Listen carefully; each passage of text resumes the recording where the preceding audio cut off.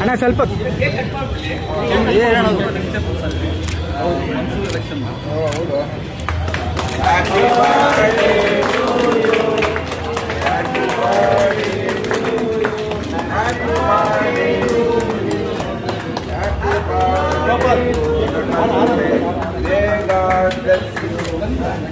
ಯಾಕ್ರೆ ಅಡ್ಡ ಬರ್ತೀರಾ ಇಲ್ಲಿ?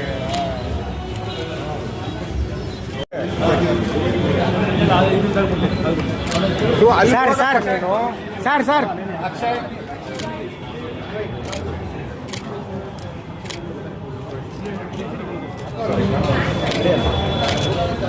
ಆಚರಣೆ ಅವರ ಸ್ನೇಹಿತರು ಮತ್ತು ಅಭಿಮಾನಿಗಳು ಎಲ್ಲರೂ ಸೇರಿ ಇಲ್ಲಿ ಟೌನಲ್ಲಿ ಆಚರಣೆ ಮಾಡ್ತಾ ಇದ್ದಾರೆ ಮತ್ತು ಬಹಳ ವಿಶೇಷವಾದ ರೀತಿಯಲ್ಲಿ ಆಚರಣೆ ಮಾಡ್ತಾ ಇದ್ದಾರೆ.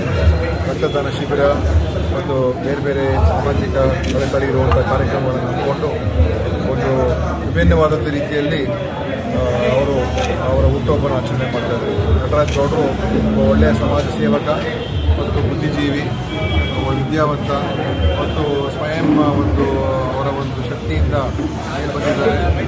ಒಳ್ಳೆಯ ಒಂದು ಉದ್ಯಮೆಯನ್ನು ಕೂಡ ಬಿಸ್ನೆಸ್ ಕೂಡ ಮಾಡ್ತಾ ಇದ್ದಾರೆ. ಅದರ ಜೊತೆಯಲ್ಲಿ ರಾಜಕೀಯದಲ್ಲೂ ಕೂಡ ಕಾಂಗ್ರೆಸ್ ಪಕ್ಷದಲ್ಲಿ ಬಹಳ ವರ್ಷಗಳ ಕಾಲದಿಂದ ಅತ್ಯಂತ ಪ್ರಾಮಾಣಿಕತೆಯಿಂದ ಸೇವೆ ಮಾಡಿಕೊಂಡು ಒಳ್ಳೊಳ್ಳೆ ಕೆಲಸಗಳನ್ನು ಬಂದಿದ್ದಾರೆ. ಮತ್ತು ಇವತ್ತು ನಿಗಮದ ಅಧ್ಯಕ್ಷರು ಕೂಡ ಕಾಂಪೋಸ್ಟ್ ಡೆವಲಪ್ಮೆಂಟ್ ಕಾರ್ಪೊರೇಷನ್ನ ಅಧ್ಯಕ್ಷರು ಕೂಡ ಆಗಿದ್ದಾರೆ.